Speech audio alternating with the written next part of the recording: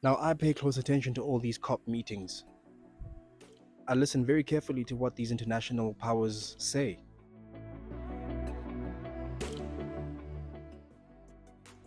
What's going on, Royal Family? I'm your host, Ramudi the High King, and today the question remains: the world must go green, absolutely, transition from fossil fuels, absolutely.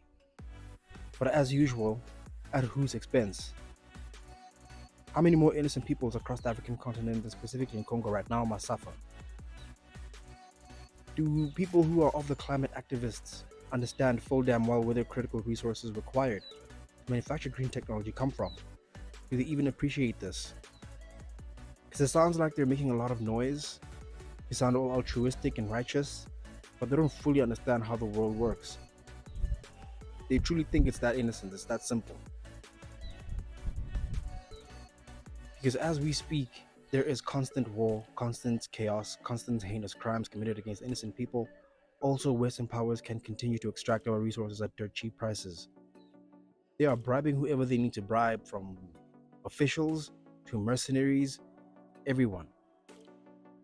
And corporations then slide in and take advantage of all of that. So, in between the climate agreements and the failures thereof, there are climate activists who don't seem to understand that Africa is bleeding, Congo is bleeding, African people still lack energy access. Yet these climate institutions telling us to quit our resources right along with them. They can't stomach the idea of having to be the ones that quit first, as responsible for the industrial revolution that poisoned this world. They have to force African countries to do the same right along with them. This is annoying, real fam. And it's a condemnation of African peoples in order to keep extracting and exploiting our resources for their benefit. So, at whose expense are we to go green? Because the resources required to manufacture these technologies still only come from specific regions, primarily Africa. Cobalt, coltan, copper, you name it. So what now? Because they're making these decisions without a single African in sight. By the time we show up, it's been too late. They've already made their decisions. They are now seeking to make it Africa's responsibility to clean up their mess. Is that fair? Not to mention the very real fact that as Africans, we have kept the world alive all this time. 400 years or so, we've been feeding the West resources and people. In this day and age, they continue to step up with the technological revolution, their extraction of African resources, a full-scale declaration of war on the present-day African and the future African. Our developmental agenda means nothing to them. If they don't hesitate to reject a ceasefire in Palestine, why in the world would they accept a ceasefire in Africa? Peace on the motherland. Destabilized African countries, as per Kissinger report, is to their benefit. That is their design. Destabilize mineral-rich countries so you can keep extracting their resources. That's the system. That's the present-day imperialistic system that we're living under. So every time I hear people claiming to be righteous in their demand for energy transition, I say, to whose expense? What just energy transition? Where? Where's the justice? I don't see it. First, you must pay reparations to the countries you've been exploiting, number one. Number two, you must come up with an alternative system that will guarantee that people get fair wages for their work. Failure to deliver on these things will continue the system of exploitation. And so you can't have African resources without first making up for the crimes that you've committed in the past. You can't ask the world to just transition without appreciating just what that means, where the resources to manufacture these technologies will come from. More pain, more suffering for African peoples. That's what you mean when you say the world must transition now. Again, I don't mind the world doing what they want. Let them be. But from my calculations, only way to save the world is for the West as a total to stop what they're doing in terms of industrial outputs. Let their factories be the ones to shut down. Let them pay reparations to the countries they've exploited. Climate reparations, you name it. Let us as Africans first establish our own industries. Let us as Africans first create institutions that can protect African peoples from neo-colonial exploitation. Because what you're demanding right now in terms of just energy transition as a climate energy activist is just chaos. It's more suffering for the people. Now, I pay close attention to all these COP meetings. I listen very carefully to what these international powers say. To this day, they made a lot of promises and have not delivered on any one of them for Africa. You would be naive to believe them when they say, hey, Africa, we promise you this, we promise you that. Just keep providing us mineral resources. Because we need your critical resources in order to manufacture these technologies. After all, you can't go green without Africa, said that one milkman that one time. The whole captain of industry said this.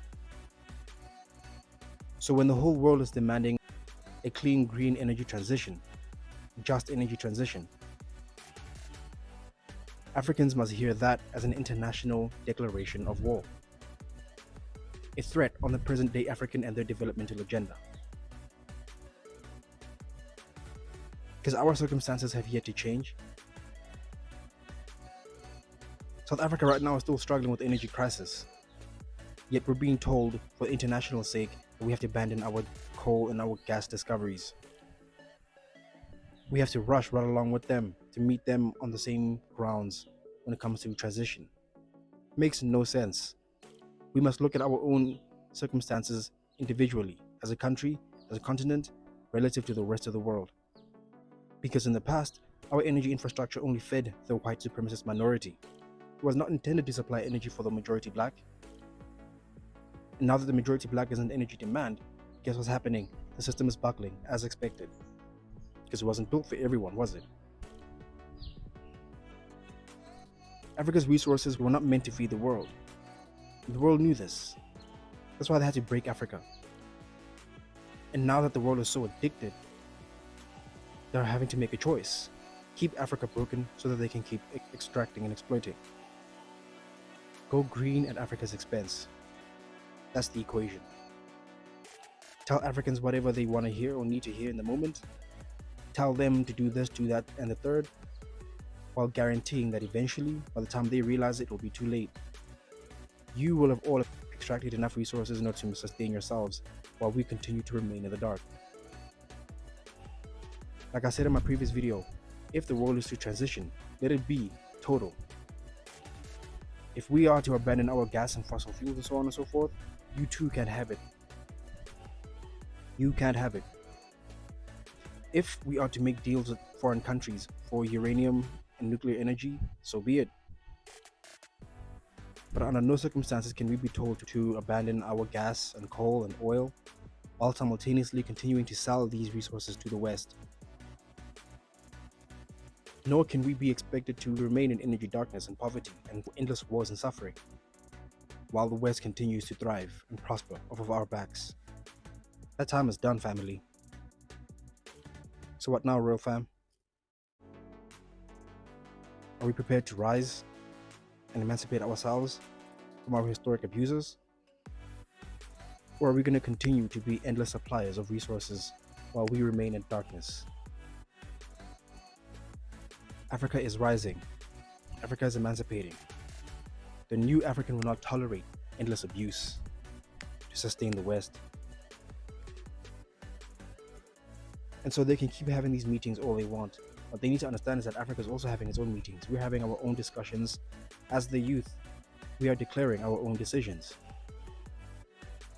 Anyone who seeks to portray us on that end will be doing so to their detriment if they want to be presidents. It'll cost them that vote. If they are not putting the African youth first, it will cost them that vote.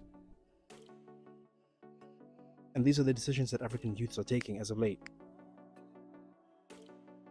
Let me know what you think in the comments below, Royal Family. If you appreciate the video, make sure you smash that subscribe, the thumbs up, let the algorithm know it's good, let other like-minded souls know that we're out here, family, with a share. Spread the word. The motherland is rising. Free Congo, free Africa. Africa for Afros. African mineral resources for African peoples. To honor our ancestors, to honor the present-day African and the future descendants. As predicted by our forefathers, our ancestors, our civil rights leaders, from Malcolm X, Thomas Sankara, to Patrice Lumumba, Chris Hani, you name them. We're out here, fam. One Africa, one army, one love. I'm your host, Ramodisa the High King, and I will see you in the next one. Stay royal. Peace.